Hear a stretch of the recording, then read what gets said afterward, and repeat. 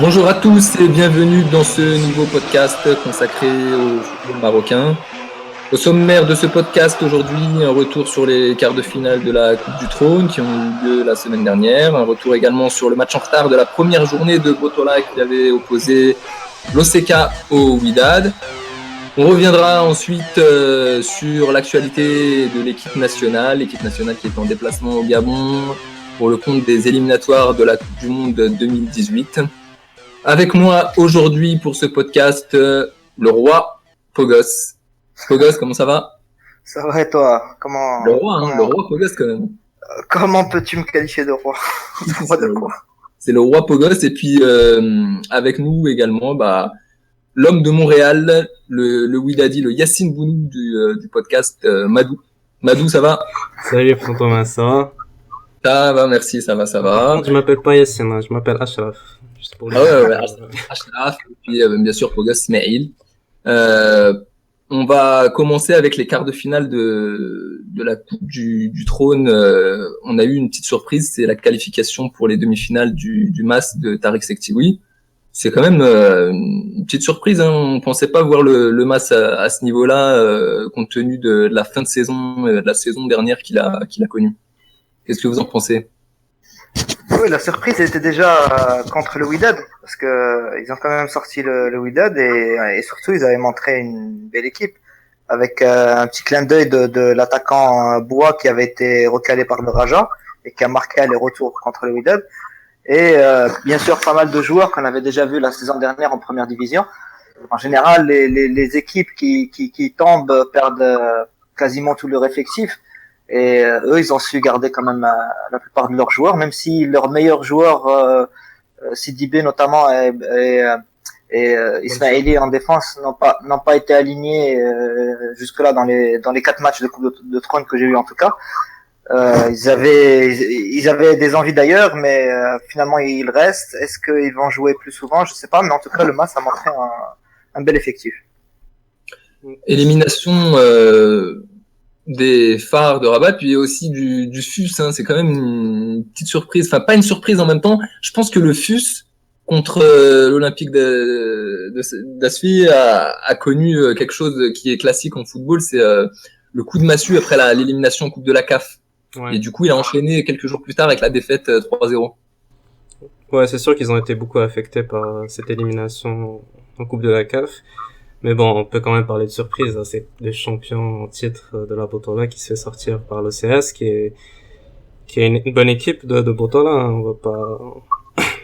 Ouais, bon, c'est une surprise quand même. 3-0, 3 buts d'écart pour le FUS, c'est très rare hein, depuis qu'il y a Regragui. Mais c'est une double surprise parce qu'au retour aussi, ils arrivent à quand même faire une remontada. C'est quand même assez rare de voir des équipes revenir à 3 buts. Et Regragui avait prévenu qu'ils allaient s'inspirer de la réaction Wydadi contre Zamalek. Et effectivement, ils ont réussi à le faire. À noter quand même qu'au match aller, ils avaient quand même pas mal fait tourner l'effectif en faisant jouer des jeunes. Là, au match retour, ils ont mis une équipe qui ressemble plus à l'équipe type, même s'il manque toujours Batna. Mais surtout moi, ce qui m'a marqué dans ce match, c'est qu'il y a quand même eu deux mi-temps différentes. La première mi-temps semblait quand même plus fermée, plus équilibrée. À 0-0 à la pause, on pensait pas que le FUS allait pouvoir remonter. Il y a un changement atypique que j'ai vu une seule fois, enfin peut-être 2 fois la saison dernière. C'était justement Demi qui était en face cette fois-ci avec le Cobca de Marrakech. Il avait fait rentrer Kouyaté, qui est un défenseur central, l'avait fait rentrer pour le faire jouer en attaque de pointe. Et là, Regragui, petit clin d'œil, il fait rentrer Khalis, défenseur central, comme on le connaît, et il l'a placé en attaque de pointe. Donc, bien sûr, pour prendre les ballons aériens, les ballons aériens, parce que il a l'avantage d'être très grand, peut-être le plus grand d'Abotola, presque 2 mètres de taille, et ça fait jouer le FUS d'une façon un peu plus directe. Maintenant, est-ce que c'est vraiment ça qui a fait que le FUS a marqué? Non, puisque les buts sont venus sur coup de pied arrêté. Il y a un coup franc de Fouzir qui revient après avoir rebondi sur la barre, qui revient vers Hagel qui la met au fond. Ensuite, un penalty de Fouzir et un coup franc un peu lointain de Daoudi, le spécialiste de ces coups de pied puissants. Mais on peut dire aussi que c'est peut-être ce changement-là qui a fait que le FUS a eu a pu gagner des ballons dans cette zone de jeu, peut-être obtenir ces coups de pied arrêtés là. C'était Nahiri, c'est ça qui a marqué le troisième. Nahiri, bien sûr. J'ai dit quoi? J'ai dit Daoudi? T'as dit Daoudi, ouais. Daoudi qui était effectivement au FUS avant et qui était aussi très fort sur les coups de pied, sur les balles puissantes et qui est aujourd'hui à Agadir. Donc je confonds parce que qui jouait aussi arrière droit. Puis, on a connu aussi Daoudi, Rachid Daoudi sur les coups francs. Effectivement. Mais si j'ai confondu, c'est plus avec Nabil Daoudi qui est à Agadir maintenant. Jalal Daoudi. Oui, Jalal Daoudi. Nabil Daoudi qui est un ailier qui jouait auparavant à Salem, effectivement. Décidément, là, j'ai du mal avec les noms aujourd'hui. Ashraf, dis-moi, est-ce que tu penses que cette élimination du FUS peut les plonger dans une crise après celle de la Coupe de la CAF? Je pense pas du tout. Honnêtement, je pense que le 3-0 va leur faire du bien. La remontada était importante au niveau moral. C'était une prestation typique du FUS qui a gagné la Botola, solide défensivement, puis ils arrivent à créer des occasions en utilisant les coups de pied arrêtés, les qualités de Nahiri, leur effectif qui est très grand de taille, ils arrivent à marquer des buts assez facilement sur des corners, des coups francs. Donc pour moi, c'était vraiment dans la continuité de l'équipe qui a gagné la Botola la saison dernière. Maintenant, la question que je me poserai, c'est est-ce que ça va être suffisant cette année? Et avec la perte de Batna, je sais pas comment ils vont gérer ce dossier-là. Un joueur qui est capable de faire souvent la différence pour eux et puis leur faire gagner des points, peut-être que ça va les impacter. C'est surtout ça, à mon avis, qui va les impacter de manière négative. Batna, ils l'ont pas encore vraiment perdu. Il y a un bras de fer, effectivement, qui se fait entre les deux. Mais il appartient toujours au FUS pendant la saison. Donc, pour moi, tôt ou tard, ils vont finir par le refaire jouer, soit en trouvant un accord pour prolonger, soit en acceptant le fait qu'ils partent et peut-être négocier une autre façon de gérer la chose, mais ils vont pas se passer de leurs meilleurs joueurs toute la saison, je pense pas. Il y aura forcément une solution. D'ailleurs, récemment, on parlait d'une nouvelle proposition du FUS. Il faut savoir que le FUS, avant, voulait le prolonger pour 3 ans. Là, ils ont un petit peu accepté de réduire l'enchère en demandant une seule année de prolongation et bien sûr des meilleures conditions salariales. Donc, il faut voir maintenant est-ce que ça va marcher, est-ce qu'ils vont accepter, enfin, je parle de Batma et son agent, est-ce qu'ils vont accepter l'offre du FUS ou bien s'entêter. On verra. Ouais. Et puis peut-être qu'il va lui falloir quelques matchs pour reprendre le rythme aussi, hein. Ça fait un moment qu'il a pas joué, donc à mon avis, c'est pas optimal tout ça. Je pense que c'est pas plus mal parce que c'est un joueur quand même qui a beaucoup joué sans prendre de grands repos, que ce soit sur les 2 dernières coupes de la CAF que le FUS a disputées et en championnat et en Coupe du Trône. Il y avait beaucoup de matchs pour le FUS la saison dernière. Il y avait des matchs en été, donc peut-être c'est pas plus mal de faire un break maintenant, mais il faut pas que ça dure trop longtemps. S'il rejoue en octobre, ça n'aura pas d'incidence. On a vu la saison dernière Raqi revenir en décembre et retrouver assez vite le rythme. Peut-être que les premiers matchs vont pas être au top, mais pour l'instant, on peut pas encore vraiment parler de grand retard au niveau physique. Peut-être plus du repos, mais tant que lui, du côté individuel, il s'entraîne sérieusement, je pense. Et si ça tarde pas trop cette réconciliation, je pense qu'il sera très vite performant. Un mot sur la qualification également du DHJ et puis de l'IRT. L'IRT, on en parlait dans le dernier podcast, solide, hein, très solide. Je pense que on les voit comme favoris. Enfin, moi, je les vois comme favoris. Est-ce que vous les voyez en favoris de cette Coupe du Trône? Pour moi, je vais faire ça très court. Pour moi, c'est la meilleure équipe au Maroc actuellement, tout simplement. Tout simplement. Hein. Ouais. Je sais pas ce que t'en penses, toi, Théophile, mais... Smail. Moi, je peux pas être catégorique parce que le Raja a montré un très bon visage. Le Wydad est capable, s'il est serein, de montrer aussi un... Mais pour ce qui est des équipes qui sont encore en course en Coupe du Trône. En Coupe du Trône, pour moi, l'IRT est favori, clairement. Maintenant, ça dépendra aussi de l'état de forme du moment pour les matchs. On les a vus quand même galérer contre Misset, qui a joué à 10 plus longtemps que le FUS, enfin plus longtemps que l'IRT. On sait que Khaliqa a été expulsé à la fin du match, mais Kamal Salhi, l'attaquant de Khmissat a été expulsé très tôt en première mi-temps, donc ils ont quasiment joué une mi-temps entière si on compte le temps entre les deux expulsions, 45 minutes à peu près à 10, ça a quand même joué. Et Khmissat avait quand même aussi qui a quand même posé des difficultés à l'IRT au match aller. L'IRT qui va être quand même obligé de gérer son effectif sur toute la saison. Donc peut-être que au moment des prochains matchs de Coupe du Trône, ils peuvent peut-être faire tourner et donc peut-être payer ça parce qu'il faudra être au top. Maintenant, ils ont quand même la chance entre guillemets de tomber sur le MAS plutôt que sur une équipe de D1, même si le MAS a montré qu'il avait le niveau d'une équipe de D1. Jdida, vous en pensez quoi? Moi, Jdida, je pense qu'il y a un bon potentiel offensif et je pense que bon pour la Coupe du Trône, vu que je vois l'IRT favori, je pense que ça va être un peu juste, mais pour le championnat, ça peut être quelque chose. Mais il y a quand même quelque chose de pas mal en attaque. Jdida, vous en pensez quoi, Ashraf? Bah, je pense que c'est pas juste en attaque, je pense qu'ils ont un bon bloc équipe. Défensivement, bon, il y a eu le match contre l'IRT où ils ont pris une petite raclée, 4-1 en Botola. Mais depuis, ils sont très solides, ils ont reçu très peu de buts. Je pense que c'est 1 ou 2 buts durant les 4 derniers matchs. Et offensivement, ils sont très réalistes, on va dire, avec Azaro, qui est pour moi un joueur qu'il va falloir surveiller de très près durant les prochaines années. J'espère qu'il va continuer à progresser. C'est un poste, le poste d'attaquant, c'est un poste où on a beaucoup de manques au Maroc. Donc c'est toujours intéressant de voir un joueur comme ça se démarquer par rapport aux autres. Il y a de bonnes qualités, il y a un bon jeu de tête. Donc pour moi, Jdida, comme je l'ai posté dans le forum, je pense je parierais bien. Bon, je parierais pas mon compte Mountakha dessus comme certains, mais je parierais bien sur leur victoire, leur victoire en Coupe du Trône. Surtout qu'ils vont jouer, ils vont éviter l'IRT en demi-finale, donc je pense qu'il y a un coup à jouer. Très bien. Moi, par rapport à Jdida, je pense qu'offensivement, il a quand même été très décevant la saison dernière. Il y a eu l'éclosion d'Azaro qui est venu au bon moment parce que Nana était dans une période de mutisme. Il a eu une très bonne année, je crois 2014. Mais la saison dernière et la fin de la saison d'avant, il avait été il n'a pas été très prolifique en but marqué. Et cette saison aussi, il n'a toujours pas marqué de but avec Jdida.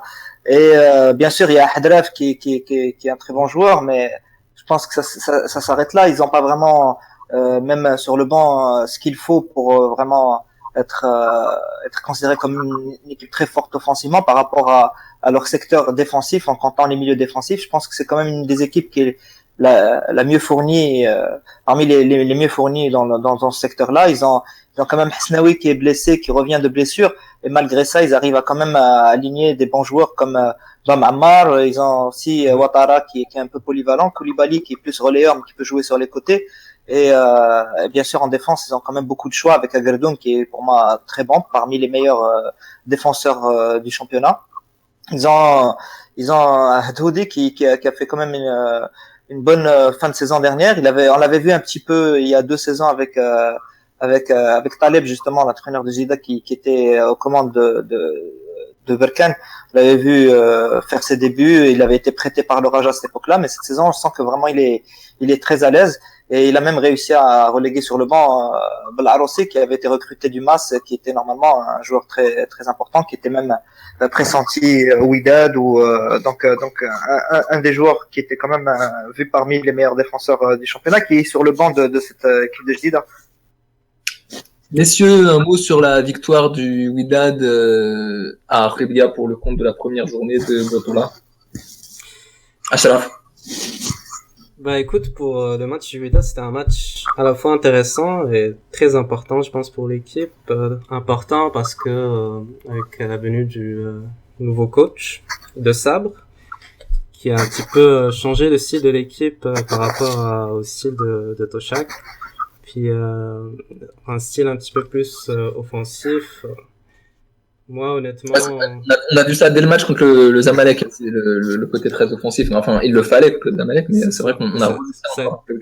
Exactement. Bah, ça a été une confirmation du match contre le Zamalek à ce niveau-là, parce que là, on se disait que contre le Zamalek, il y avait peut-être pas tellement de choix. C'est pour ça qu'il a aligné autant de joueurs offensifs. Mais face au CK, on a vu la même chose. On a vu Andama aligné avec William Jabor. Une paire qui a été d'ailleurs assez efficace durant ce match. Puis bon, moi honnêtement, ça m'a rendu optimiste. Moi qui étais quand même un fervent défenseur de Toshak, je dois avouer que durant le match, je me suis plus amusé à regarder le match au Sekawak que la plupart des matchs sous l'égide spectaculaire de Toshak. Ouais. Maintenant, il va falloir trouver. C'était quand même la même équipe, les mêmes joueurs. On voyait quand même les mêmes faiblesses, les mêmes farces. Va falloir essayer de trouver un équilibre entre le jeu offensif et le jeu défensif, parce que il y a qu'à voir le premier but de l'OCK, comment le ballon arrivait à transpercer toute la défense dans l'axe sans qu'il y ait personne pour presser le porteur du ballon. C'était assez dérangeant à voir pour un fan du Wydad, surtout qui était habitué à une défense plutôt solide la saison dernière.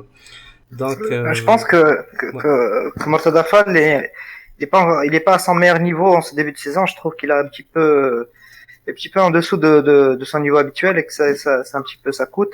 Il y a eu des erreurs plus individuelles, je pense, que collectives au niveau défensif. Donc ça, il faudra retrouver cette sérénité, et à mon avis, ça devrait bien aller pour le Wydad. Gagner quand même à l'extérieur en marquant 3 buts, c'est bien. Encaisser 2 buts sur des erreurs individuelles, ça reste quelque chose de correctible. C'est pas une organisation qui a coûté ça. Bon, contre Zamalek, on encaisse 2 buts, mais c'est parce qu'on se découvre beaucoup plus. Même si là le schéma était un petit peu le même avec 2 attaquants de pointe.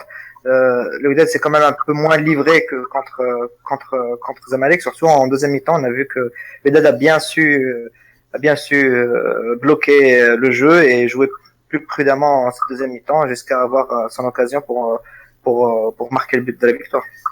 Après le troisième but, c'était vraiment solide, mais je pense que c'était dû aussi au fait que les joueurs de l'OCK étaient... Moi, j'avais l'impression qu'ils étaient vraiment fatigués. À partir de la 80e minute, on les voyait plus trop sur le terrain. Par contre, je voudrais rebondir sur le fait... Moi, je pense que pour le premier but, c'était vraiment... c'était des erreurs collectives. C'était pas une erreur individuelle. C'était un pressing de bloc qui se faisait pas sur le porteur du ballon. Et puis des joueurs qui... je me rappelle plus du nom du joueur de l'OCK qui a marqué les 2 buts. Magri qui est quand même un joueur pas très souvent titulaire. Il était remplaçant, que ce soit à Tétouan ou à Kholibga ces 2 dernières saisons. Un remplaçant qui jouait très peu d'ailleurs. Donc c'est vrai que là il a fait un peu le match de sa vie. Ouais, parce que déjà sur le deuxième but, comment il arrive à battre Rabeh dans les airs, c'était là un peu surpris. On continue ce podcast avec l'actualité de l'équipe nationale, le match Gabon-Maroc que tout le monde attend et qui a lieu samedi à 16h. L'équipe du Gabon qui se présente, est-ce qu'elle se présente comme favori pour ce match Gabon-Maroc, messieurs? Est-ce que vous la voyez en tant que favori de ce match? Pour moi, c'est quand même un match où c'est ouvert aux 3 résultats possibles. Pour moi, il n'y a pas vraiment de favori pour ce match. Il y en a certains qui vont peut-être mettre... Si on regarde l'historique des derniers résultats, oui, le Gabon est favori, avec un ascendant peut-être psychologique. Si on regarde les effectifs, ils ont deux très bons joueurs, mais pour le reste, c'est quand même pas du calibre de l'équipe du Maroc, qui reste une équipe moyenne aussi. Mais je pense que sur... on peut prendre... on peut profiter de la confiance qu'ils ont et peut-être d'un esprit revanchard. Peut-être aussi du fait que le Gabon soit présenté comme une grande équipe, ça va peut-être plus réussir au Maroc. À mon avis, quand même, c'est un match qui est très ouvert. Je vois les 3 résultats. Je veux dire, si je devais parier, ça serait très difficile. Ouais, c'est très indécis. Oui, pour moi, c'est partagé vraiment toutes les possibilités sont ouvertes. Acharaf? Ouais, bah moi aussi. Je pense pas que le Gabon ce soit une grande équipe. Je pense pas que le Maroc soit une grande équipe non plus. Je pense que le niveau est très proche. Il y a qu'à voir les résultats, que ce soit durant les dernières Coupes d'Afrique ou durant les qualifications, les éliminatoires pour la Coupe du Monde. Les résultats sont pas mal équivalents. On sort souvent que ce soit le Gabon ou le Maroc au premier tour, voilà, on se qualifie pas à la Coupe d'Afrique. Puis en Coupe du Monde, le Gabon, ils ont fini en 2014 derrière le Burkina Faso et le Congo. Alors bon, je pense pas qu'on puisse appeler ça une grande équipe. Donc, mais je donne la statistique, les gars, qui fait peur, c'est quand même que il y a 3 équipes qui dominent le Maroc historiquement en Afrique. C'est le Cameroun, la Tunisie et le Gabon. En fait, elles le dominent pas vraiment, mais ces 3 équipes-là, Cameroun, Tunisie et Gabon, comptent 5 victoires en match officiel contre le Maroc. Et on pensait pas que le Gabon, une équipe comme le Gabon, pourrait compter 5 victoires autant que le Cameroun et la Tunisie. Il y a 3 victoires juste toutes récentes, hein, la CAN et les victoires de la Coupe du Monde. Donc plus la finale des espoirs en 2013. Voilà, celle-là exactement, parce que quand même ils arrivent chez nous à nous battre avec des U23, donc pas des joueurs connus. À la limite, quand ils ont des Aubameyang, Lemina dans leur équipe A, on peut dire oui, c'est une équipe qui se respecte. Mais quand c'est des joueurs issus du championnat, normalement, on peut partir avec l'idée que chez nous, surtout, on va être en mesure de les battre. Donc ils nous ont quand même un petit peu gâché la fête de cette CAN U23. Et bien sûr, en plus des résultats de l'équipe A, c'est clair qu'on peut la qualifier de bête noire sur l'histoire récente du Maroc. Concrètement, si on prend cette liste des 23, les 23 panthères du Gabon, bon, on va revenir forcément sur le papier. Sur le papier, c'est quand même battable. Ben c'est hétérogène en question de niveau quand on voit Zéando qu'on a vu quand même dans notre championnat et dans la même équipe Aubameyang, c'est vraiment deux extrêmes. Je parle pas des joueurs des championnats gabonais que je ne connais pas, mais ceux que j'ai vus en championnat marocain, j'ai vu Langoalama, Langoalama il est réserviste dans cette liste. Mais Zéando, Ngonga était à Khoribga la saison dernière. Il était pas mauvais, mais il était pas spécial non plus. Evona, par contre, oui, lui, on le respecte. Il a fini meilleur buteur du championnat marocain avec 16 buts, chose qui n'était pas arrivée depuis longtemps. Donc, ça reste quand même un attaquant qui se respecte. Donc, mais on est quand même loin des calibres comme Aubameyang, qui est quand même le meilleur peut-être attaquant africain et l'un des meilleurs attaquants du monde.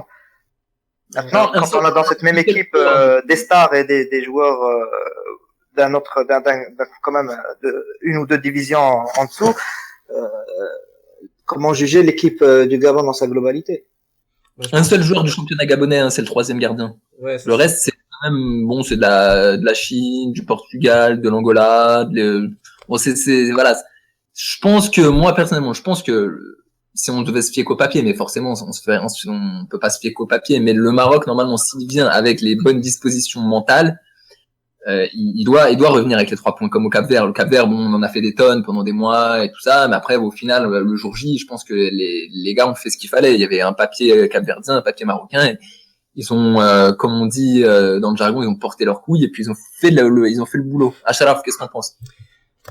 Je serais pas aussi optimiste que toi par rapport aux 3 points parce que bon, c'est sûr qu'on sera d'accord sur le fait que si on regarde la qualité globale des 2 effectifs, le Maroc est supérieur. Mais à la différence du Maroc, surtout avec la non-présence de Boufal par exemple, le Gabon, il y a des joueurs offensivement qui sont capables de faire la différence à eux tout seuls. On se rappelle du but, je parle même pas d'Aubameyang, on se rappelle du but de Evona contre le Maroc à Marrakech, je pense, le but d'égalisation dans le match amical. Alors, le gars, il se fait un but tout seul, puis c'est surtout ça le danger de cette équipe du Gabon. Je pense que leur attaque Aubameyang et Evona à eux deux, c'est du poison comme voilà, on n'aura jamais deux avancantes. Evona, peut-être pas Evona, mais Evona il est quand même au-dessus de nos avancantes, je pense. Je pense aussi, hein. Je pense pas que les autres attaquants marocains auraient pu marquer comme ça 16 buts dans le championnat. Après, au-delà du nombre de buts, le profil du joueur, c'est quand même un garçon puissant, rapide, qui sait finir les actions. Donc, souvent, on a des joueurs qui sont soit rapides, soit corrects, ou disons assez bons finisseurs. Rarement les deux. que ce soit l'Arabie ou Alhamdulillah, c'est pas des flèches. Bon, peut-être Alhamdulillah un peu moins lent que l'Arabie, mais c'est pas Evuna. Evuna, il a cette puissance, il a cette rapidité que on peut s'en servir en profondeur ou aussi en déviation, parce il peut aussi dévier les ballons pour Aubameyang ou prendre les ballons en profondeur. Donc c'est là qu'il faut s'inquiéter par rapport à nos défenseurs qui sont quand même un peu lents. Je pense surtout à Da Costa et Younes Abdelhamid là, qui ont été appelés. Peut-être moins Seyss et Yamir, je sais pas s'ils vont les faire jouer ensemble. Alors j'espère que Renard va pas quand même tenter le pari Younes Abdelhamid en défense. Hein, ça fait quand même un peu peur, non? Oui, je pense que pour ce match-là, c'est quand même risqué. Donc, il a été correct, mais sans être phénoménal contre Sao Tomé, qui n'a pas vraiment donné beaucoup de travail à notre défense, à part peut-être 2 actions.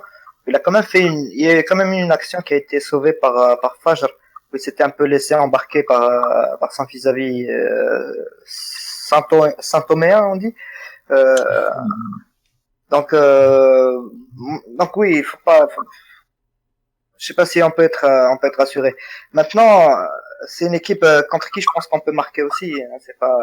Tout à l'heure, Achraf a dit que sur le papier le Gabon est supérieur au Maroc. Moi, j'aimerais bien qu'on pose cette question à quelqu'un de neutre, je sais pas, un Sud-Africain. On peut lui montrer les 2 listes et lui demander est-ce que le Maroc est vraiment supérieur, parce que nous on connaît tellement bien nos joueurs que peut-être on va finir par les surcoter. Quand on connaît bien des joueurs, ils sont forcément placés au-dessus que des joueurs qu'on ne connaît pas. C'est-à-dire, si on me parle d'un Samson Lingui avant qu'il vienne au Raja, je le connaissais pas. Donc, si quelqu'un le voit dans une liste, peut-être il va dire que c'est un mauvais joueur.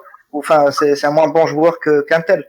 Maintenant, est-ce que vraiment sur le papier pour un supporter neutre, le Maroc est si haut placé que ça?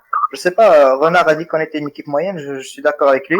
Je pense que quand même sur la liste, les noms, les vrais gros noms du football mondial que les gens vont connaître forcément, c'est Benatia qui est absent, peut-être Bouffal aussi qui est absent, mais mondialement connu, combien de joueurs de l'équipe du Maroc sont mondialement connus comme Aubameyang? Je pense pas qu'il y en ait beaucoup. Hein.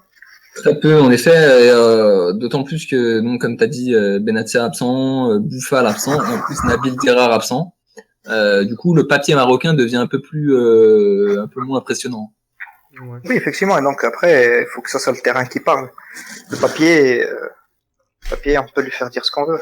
Mais juste pour clarifier quelque chose, moi je pense que les 2 équipes sont moyennes, hein. Que ça soit le. Oui, je suis d'accord. Mais, je veux dire, quand on regarde les cadres, les titulaires du Gabon, on regarde la charnière centrale, que ce soit Paloun ou Obiang, c'est 2 joueurs de Ligue 2, Zerondo en arrière droit, un joueur qui est même pas capable de s'imposer. Non, Zerondo arrière gauche, je pense plus. Ouais, je sais que... Ekwele Manga en défense centrale. Non, arrière droit. Bah, pardon? C'est surtout comme ça qu'il a été utilisé par Jorge Santos depuis qu'il est là. Qui ça, Zerondo? Jorge Costa plutôt, par Jorge Santos. Ouais, Zerondo. Je pense qu'il utilise arrière gauche, moi. C'est un gaucher, je le vois très mal jouer arrière droit, et je pense qu'il a joué arrière gauche sur le match contre le Cameroun dont j'avais vu une partie. Je le vois pas du tout arrière droit, moi. L'autre avantage que possède l'équipe du Gabon sur l'équipe du Maroc, encore une fois, c'est le collectif, hein, le bloc équipe, parce que encore une fois, on affronte une équipe qui a beaucoup plus d'automatisme, de vécu ensemble et qui est beaucoup plus solide collectivement. Et ça, malheureusement, le Maroc, à chaque fois, il est dans une éternelle reconstruction d'automatisme. On a une équipe du Gabon il suffit de voir les noms, hein. On a des joueurs qui étaient là à la CAN 2012, qui ont joué la CAN 2015. Le Maroc a très peu de vécu ensemble, de matchs officiels. Je trouve que c'est problématique. Oui, le nombre de sélections est quand même très bas. Peut-être que quand on les additionne en toutes, ça va à peine faire le nombre de sélections de Neyvet. Je sais pas, peut-être ça ouais, t'es optimiste. Hein. Ah, ouais, je veux dire, en additionnant les 23, hein. Je sais pas. Ouais. En tout cas, c'est vrai que c'est très peu. On a beaucoup de joueurs qui ont moins de 10 sélections. C'est quand même pas normal, et en construire, on peut pas quand même toujours tout raser. Bon, après, il y a eu une bonne dynamique et un bon état d'esprit contre le Cap-Vert. Est-ce qu'on peut utiliser ça pour au moins viser le nul et pourquoi pas plus si on obtient un penalty. Mais je pense qu'on est capable de faire déjouer ce Gabon. On est capable aussi de marquer contre le Gabon si on retrouve une animation offensive qui nous manque. Ouais, je pense d'ailleurs que va avoir une importance capitale au niveau des coups de pied arrêtés, et il y a eu souvent ça s'est souvent joué sur, enfin pas souvent, mais ça s'est quand même quelques fois joué sur les coups de pied arrêtés entre le Gabon et le Maroc. Et ça va avoir son importance, et on sait que les Gabonais sont dangereux sur coups de pied arrêtés, ils n'hésitent pas à y aller, et le Maroc, il a tendance souvent à être moyen défensivement sur coups de pied arrêtés, être un peu trop voilà, donc là il va falloir vraiment se méfier. Je pense aussi que c'est leur point faible à eux aussi, les coups de pied arrêtés, parce qu'ils encaissent quand même pas mal sur coups de pied arrêtés. Hein. Il y a un coup à jouer. Par contre, il y a le problème côté marocain, ça va être les tireurs. On a deux bons tireurs qui sont Hakim Ziyech ou Samatanan. On a vu ce que les deux ont produit lors du dernier match contre Sao Tomé. C'était vraiment pas terrible. Est-ce qu'ils vont être reconduits? Est-ce que vous les voyez reconduits au moins un des deux au Gabon, ces deux joueurs? On peut très bien avoir un des deux, on peut très bien avoir aucun des deux avec le retour de Boussoufa qui devrait quand même reléguer Ziyech sur le banc. Après, Tanan, ça dépendra du style de jeu. Si on passe un 3-4-3 ou 3-5-2, je vois mal Tanan jouer parce que si on joue par exemple en 3-5-2, on aurait peut-être Boussoufa derrière deux attaquants de pointe. Si on joue en 3-4-3, je pense qu'on pourrait avoir Ziyech et Boussoufa associés ensemble derrière un attaquant de pointe. Après, Tanan, je le vois plus entrer en deuxième mi-temps. Pour moi, il y aura plus Amrabat, même si on joue en 4-2-3-1, on peut avoir Boussoufa, Ziyech, Amrabat dans le trio en haut. Donc, je pense qu'Amrabat jouit d'une grande confiance du coach. Puis Tanan est quand même passé à côté de son match la dernière fois. Ouais. Achraf, tu vois comment le système de jeu samedi? Moi, comme j'avais dit la dernière fois, je pense qu'on va rester sur ce qui a fonctionné contre le Cap-Vert. Donc, probablement 4-2-3-1. Avec sûrement Boussoufa en métronome, on va dire. Moi, ce que j'espère vraiment, mon espoir réel, c'est que durant cette semaine d'entraînement qu'ils ont eu à Malabo, que on a vraiment que Hervé Renard a vraiment insisté sur le fait que toutes les places étaient gagnables, qu'il n'y avait pas de joueurs avec une place de titulaire garantie. Pour moi, c'est très important et c'est ça qui va faire que, et peut-être qu'il pourra baser ses choix sur les performances aux entraînements, durant les entraînements des différents joueurs, surtout au niveau offensif, parce qu'on a quand même un peu de choix à ce niveau-là. Puis, j'espère que c'est ça qui va les mettre dans de bonnes conditions mentales pour attaquer ce match-là, parce que je pense que ça va être très important contre le Gabon. Il va falloir y aller au duel physique, il va falloir gagner les duels. Donc, voilà. Je pense que Ismaël, oui. est-ce que tu penses qu'il faut y aller en mode commando défensif, 3-4-3, vraiment tout bloquer toutes les zones, ou est-ce qu'il faut y aller plus 4-2-3-1, poser et essayer d'aller les chercher haut et marquer? On peut jouer défensivement avec le 4-2-3-1, comme on peut jouer offensivement avec le 4-3, 3-4-3. Hein, c'est pas une question de schéma tactique, c'est surtout une question de choix du jeu. Je pense pas avec les attaquants rapides qu'ils ont, je pense pas qu'on osera avoir une ligne défensive très haute. Je pense que ça serait risqué au vu de la vitesse de Sodevona et d'Aubameyang surtout. Mais je pense que si on veut chercher à gagner les duels et essayer de les gagner plus dans leur zone de terrain, je pense que c'est au milieu que ça va se jouer. Donc est-ce qu'on peut le compter comme jeu défensif d'essayer de gagner les ballons au milieu de terrain? Je sais pas, c'est un travail défensif qui se fait au milieu et après il faudra essayer de bien alimenter les attaquants. Moi, je vois beaucoup de duels comme contre le Cap-Vert. Je pense que ça sera très difficile d'asseoir son jeu. Je pense que c'est surtout comme ça qu'il faut y aller. Essayer d'abord d'empêcher le Gabon de construire son jeu et essayer de casser cette circulation de ballon dans le milieu de terrain. Et si on arrive à les faire douter à ce moment-là, on peut peut-être essayer de mieux négocier notre distribution de ballon vers l'attaque. Après, un match, ça dure 90 minutes. Il y aura des phases où on sera on aura le vent en poupe, on aura peut-être des phases où on sera plus faible. Il faudra bien négocier ces temps faibles là pour pas encaisser de but. Donc c'est pour ça que il faudra y être avec un mental assez fort et une grande concentration surtout. Au milieu, justement, les Gabonais, ils ont des joueurs qui sont quand même assez costauds. On va parler de Didier Ndong, de Mario Lemina, qui est très très connu, et puis de André Biokopoko. Bon, André Biokopoko, c'est un peu un boucher entre guillemets, mais bon, c'est quand même quelque chose qui nous manque nous souvent, c'est de l'impact physique au milieu de terrain. Est-ce que justement vous pensez pas qu'il va falloir, moi je pense qu'il va falloir renforcer le milieu de terrain et puis aligner un joueur comme Romain Saïs au milieu, en plus de Karim Lahmadi et soit Younes Belhanda, soit Faisal Faz. Vous en pensez quoi, Ashraf? C'est sûr que la bataille du milieu, ça va être très très très important. Maintenant, je sais pas s'il va aligner les joueurs que tu as cités. C'est sûr que Didier Ndong et probablement Lemina vont être alignés. Ces temps-ci, j'ai l'impression qu'il favorise un petit peu un autre joueur qui s'appelle Madinda. Ouais. Souvent titulaire au poste de milieu défensif, c'est un peu le même style. Donc, je sais pas trop si c'est une bonne idée de changer la charnière centrale genre un match aussi important. Je pense que la paire d'Acosta Saïs, surtout que Benatia n'est pas là, alors je pense qu'elle a la confiance d'Hervé Renard. À mon avis, c'est plus une question de mentalité d'équipe plutôt que de joueurs individuels, si vous voyez ce que je veux dire. Ouais, c'est plus il va falloir plus un état d'esprit conquérant plutôt que savoir s'il faut aligner X ou Y. Exactement. Donc que ce soit Saïs ou j'imagine ça va être probablement Belhanda si ce n'est Fajr, mais très probablement Belhanda associé à Ahmadi.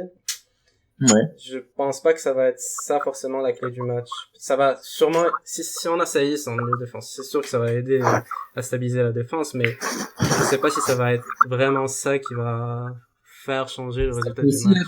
Être Youssef Aïd Ben Nasser, hein, qui a joué le dernier match et puis qui peut aussi réapparaître au milieu de terrain pour le renforcer, et puis un milieu à 3 avec Saïs en défense. Je vois très mal Aïd Ben Nasser commencer le match parce que il n'était pas encore assez en confiance contre Sao Tomé, qui est quand même un match sans enjeu contre une équipe faible. Il avait fait beaucoup d'erreurs et je pense que c'est risqué de le faire débuter. Peut-être qu'il pourrait rentrer en fin de match, mais je vois pas du tout Aïd Ben Nasser être associé à Ahmadi. J'aimerais vraiment que ça soit plutôt Saïs qui soit associé à Ahmadi. Maintenant, on n'a jamais vu Saïs jouer en 6 en équipe nationale, même en match amical, alors que ça aurait été l'occasion. On n'a pas non plus vu de profil de 6 dans la liste d'Hervé Renard. Il aurait pu prendre Saadan, il aurait pu prendre d'autres joueurs qui soient vraiment des 6. Peut-être faire appel à Edouard ou des joueurs du championnat comme Naji ou encore Hasnaoui, même s'il est blessé maintenant. Des joueurs qui soient plus vraiment capables de jouer ce rôle de casseur, associé à Ahmadi, qui, je rappelle, en club, il joue pas vraiment en 6, il joue plus en 8. Fajr en club, il ne joue pas en 6, il joue dans un rôle plus offensif. Belhanda, on le connaît, il est plus à l'aise offensivement. Donc c'est une remarque qu'on faisait déjà à l'époque Guérez, qu'on a refait avec Zaki. Pourquoi on s'entête à avoir des 8 en milieu récupérateur, des 8 qui sont même quasiment des 10, même Kharja qui était plus un 10 à l'Inter, on le faisait jouer en 6 en équipe du Maroc. Donc là, est-ce qu'on va s'en sortir malgré cette prise de risque? Peut-être, mais est-ce que ça voudra dire que c'est exactement ce qu'il faut faire? Je sais pas, parce que pour moi quand même il vaut mieux un peu de chaque dans chaque zone du terrain. Il faut quand même savoir gagner les duels plus que distribuer quand on est un 6. Il y a déjà Ahmadi qui est pas mal à la distribution. Si on l'associe à un joueur moins défensif que lui, moi ça me gêne personnellement. Aïd Ben Nasser, moi je mets une petite pièce sur lui. Je sens que malgré son match moyen contre Sao Tomé, bon, on peut même dire mauvais parce que quand même il ratait beaucoup de passes, il a pas réussi beaucoup d'interventions au niveau défensif. Pour moi c'était un mauvais match parce que surtout si on prend en compte l'adversaire. Ouais. Bah, moi, malgré ça, je vois non seulement renforcer le milieu de terrain, et puis en plus être bon. Bah, écoute, C'est mon petit pari. C'est mon petit pari, messieurs. Je pense qu'il bah, je pourrait devenir l'espère, hein. titulaire. Ça m'étonnerait, je sais pas. Bah, Ça- perso, ça m'étonnerait qu'il soit titularisé. C'est possible. Je veux dire, moi, je serais content si c'est quelqu'un qui s'est imposé durant les entraînements, ok. Pourquoi pas. Il faudrait vraiment qu'il s'impose. Hein. Non, il faudrait qu'il fasse un bon match. S'il est titularisé et qu'il fait un bon match, personne ne va être satisfait de ce choix-là. En attaque, vous voyez qui? Est-ce que vous voyez une attaque à deux têtes ou une seule pointe? Si c'est qu'une seule pointe, c'est qui? Si c'est deux têtes, c'est qui? Vous voyez qui, Achraf, par exemple? Bon, ça va être une seule pointe et ça va être l'Arabie, je pense. À mon avis, bon, je vais revenir un petit peu sur le plan de match général, mais je pense à mon avis, Hervé Renard, il va demander à ce qu'il y ait un gros pressing au début, puis durant les 15 premières minutes, on essaie de marquer comme on a souvent vu, pas seulement sous Hervé Renard, mais sous d'autres entraîneurs, d'autres sélectionneurs. On faisait souvent des grosses phases de pressing de 15 minutes au début, ça marchait bien, avec une seule pointe, mais avec tout le bloc qui montait. Ça marchait très très bien, mais on n'était pas capable de convertir nos occasions, malheureusement, et souvent ça rendait les matchs beaucoup plus compliqués par la suite. Bon, je pense qu'il va essayer ça une nouvelle fois, et j'espère qu'on va marquer. Que ce soit sur penalty ou que ce soit sur exploit individuel, mais j'espère qu'on va marquer. Donc, Je pense pas quand même, parce qu'il a quand même pris beaucoup d'attaquants dans la liste. Donc je le vois mal laisser 4 attaquants sur le banc alors qu'il en a pris 5. Je vois bien un duo d'attaque. Personnellement, je vois bien l'Arabie, bien sûr, parce que pour lui c'est un titulaire. Tout comme tout à l'heure, Achraf disait que toutes les places étaient gagnables. Je pense que quand même Renard a des titulaires indiscutables. Il a dit dans sa dernière interview à Riyadiyya, et il avait dit quand même que Benatia, Boufal, Dirar sont des titulaires indiscutables pour lui. Je pense que l'Arabie et Boussoufal le sont aussi, même s'ils n'ont pas été appelés au dernier stage, vu que leur championnat il n'avait pas encore démarré. Je pense que pour lui c'est des valeurs sûres. Je pense que son gardien, je pense qu'il l'a fixé à Mounir. Après, peut-être ça peut changer si Mounir passe à côté d'un match ou etc. Mais pour l'instant, je pense qu'il a quand même un semblant de cadre, de titulaire dans son équipe. Et après, il y a des places qui sont jouables, notamment côté gauche, notamment qui sera en défense centrale, même si peut-être Seyss et Dacosta ont gagné quand même beaucoup de points. Pour Renard, je parle. Après, Ahmadi, bien sûr, lui, c'est un titulaire indiscutable aussi. Après, il y a Tanan, Amrabat, qui peuvent très bien perdre leur place demain, et ça va se jouer à ces matchs-là qui arrivent. Et je pense que Ziyech aussi a besoin de gagner sa place. Il n'a pas encore gagné. Boussoufa passe pour l'instant avant lui, je pense. Maël, quand tu dis que tu vois deux attaquants, tu vois plus un 3-5-2 ou un 4-4-2? Je vois bien un 3-5-2 personnellement. Je vois bien un 3-5-2 avec Boussoufa derrière deux attaquants. Peut-être, oui, forcément Lazare ou peut-être Amrabat à couloir gauche. Chafer serait donc à droite à ce moment-là. Mais j'ai pas l'impression qu'il fasse vraiment confiance à Chafer. Je pense qu'il aime bien les profils d'arrière latéraux offensifs. Donc je vois bien, je mets une petite pièce sur Amrabat à droite et Lazare à gauche. Avec Ahmadi, peut-être Belhanda ou bien Fajr au milieu et Boussoufa devant eux. Donc ça serait plus ça le 5 du 3-5-2. Très bien.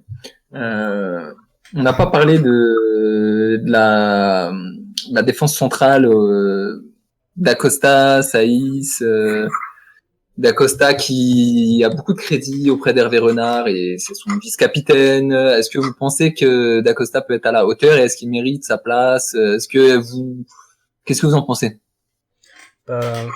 Moi, quand je parlais tout à l'heure de concurrence, pour moi, c'était plus un espoir. Donc, une nouvelle fois, j'aurais espéré que il y ait une concurrence complètement saine, on va dire, au sein de l'équipe nationale. D'Acosta, c'est un joueur qu'on connaît très bien maintenant.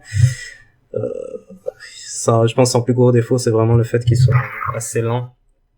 C'est quelque chose qui peut nous pénaliser face à des attaquants aussi rapides que Aubameyang. Donc pour moi, non, c'est pas un joueur qui devrait avoir une place de titulaire garantie au sein de l'équipe nationale. Après, quand je regarde la liste actuelle, bah, je pense que c'est assez logique qu'il soit titulaire face au Gabon samedi. Ça m'étonne pas, ça me surprend pas. C'est peut-être pas le joueur parfait, mais c'est le joueur avec le plus de sélection, je pense, parmi les joueurs que l'on a en défense centrale. Donc moi, je trouve ça logique. C'est aux autres de gagner leur place, tout simplement.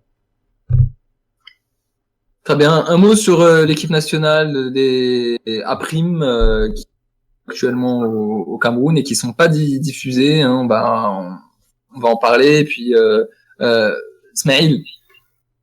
Oui. Un mot sur cette équipe A' qui joue au Cameroun. On est quand même déçus que ce soit pas diffusé d'une part. On aurait quand même bien voulu les voir. Et la liste a été un peu revue à la hausse au niveau de la moyenne d'âge. Là, ils ont pris les moins de 25 ans au lieu de prendre les moins de 23. Donc, du coup, ça a ouvert la porte à quelques bons joueurs qui s'illustrent en ce moment comme Hamouden. J'aurais bien aimé voir ces joueurs à l'œuvre et bon, on les verra contre la Jordanie le 10. Malheureusement, j'espère qu'on aura quand même des images du match d'aujourd'hui. Très bien, messieurs. Est-ce que vous avez quelque chose à rajouter sur l'actualité en général et de l'équipe nationale et puis du foot marocain en général? On pourrait parler pendant des heures, mais bon, on va peut-être avant de se quitter. Un petit mot peut-être sur l'arbitre de la rencontre. Je pense que ça va être aussi un élément important. Je pense que c'est un arbitre malgache, Hamada quelque chose qui a été retenu. Je pense que c'est un arbitre. Je pense que ça peut nous poser problème, cet arbitre? Mais pas tellement dans le sens où ça sera un arbitrage maison, mais plutôt vu que ça va être une rencontre très très physique. J'espère que ça va être le genre d'arbitre qui générera un carton, on va dire. Ouais, c'est vrai qu'on a connu des matchs contre le Gabon qui étaient souvent très musclés. Voilà. Puis, et on n'avait pas souvent l'arbitre de notre côté qui sifflait pour nous protéger entre guillemets. Donc il faut aussi qu'Hervé Renard et puis les anciens. C'est là le problème aussi quand on n'a pas d'anciens, c'est qu'on a très peu de joueurs qui ont vécu ces matchs-là et qui savent comment gérer ce genre de situation. Ça c'est ça qui est dommage. Parce que si on avait des joueurs beaucoup plus expérimentés, ils sauraient comment aborder cette rencontre et ce genre d'arbitrage et ce genre de duel physique. J'espère c'est ce que faisait Naïbet. Il savait un petit peu parler aux arbitres. Il avait cette aura, que ce soit avec l'arbitre aussi, les autres joueurs, les joueurs adverses. Il arrivait à calmer le jeu, à se faire respecter. Donc c'est vrai que c'est ce qui manque un peu dans notre équipe actuellement. Maintenant, je sais pas, parfois c'est quand même une arme à double tranchant. On peut avoir des arbitres un peu trop, comment dire, trop épidermiques. C'est-à-dire, il suffit d'aller leur parler pour qu'ils sortent des cartons à celui qui vient contester, même si c'est le capitaine, parce qu'on a déjà vu ça. Moi, je pense qu'il faut surtout essayer de pas rentrer dans le jeu s'il y a de la provocation, essayer de jouer son jeu, essayer de pas faire de gestes en trop comme ça a pu avoir lieu dans les précédentes éliminatoires. Notamment, je pense surtout au rouge qu'avait pris Benaskar contre la Tunisie. Donc, il faut surtout ne pas rentrer dans les provocations et essayer de faire son match, pas sortir du match malgré des injustices qui peuvent arriver, mais comme on peut aussi bénéficier d'un arbitrage en notre faveur. Ça a été le cas sur les derniers matchs, faut pas l'oublier, on a bénéficié de quelques décisions arbitrales. Maintenant, faut pas parler de l'arbitrage avant qu'il se soit fait remarquer. Moi, je pense c'est pas la peine de jouer les victimes à l'avance. Moi, au contraire, je pense que l'arbitrage, c'est un élément qui est très important dans le football, et puis c'est bien connu qu'un arbitre qui a tendance à sortir plus de cartons, a tendance à avantager certains styles de jeu par rapport à d'autres. Il y a des arbitres qui ont tendance à protéger les joueurs beaucoup plus que d'autres. Donc, à mon avis, c'est un élément de jeu, c'est pas forcément une excuse, vu qu'on en parle avant que le match, on sait même pas c'est quoi le résultat. Mais je pense que ça influence. Bien sûr, au final, il faut tout le temps se concentrer sur soi-même, faire de son mieux. Mais ça va être aux joueurs d'avoir cette mentalité. Nous, on est plus des observateurs externes, donc à mon avis, c'est un élément dont on peut discuter. Très bien, écoutez, on se quitte sur ces belles paroles et on va souhaiter une chance à l'équipe nationale samedi. On va espérer une bonne surprise. Et on se retrouve la prochaine fois avec, on espère, donc une bonne nouvelle. Et ce fut un plaisir, messieurs, encore une fois, de discuter avec vous. Je vous dis au revoir messieurs. Au revoir, le plaisir à partager. Au revoir Au revoir Sofer, au revoir à Ashraf et à la semaine prochaine. Et merci aux auditeurs, un mot pour les auditeurs, merci à eux qui sont, j'espère, à l'écoute et qui apprécieront notre podcast du jour. Au revoir.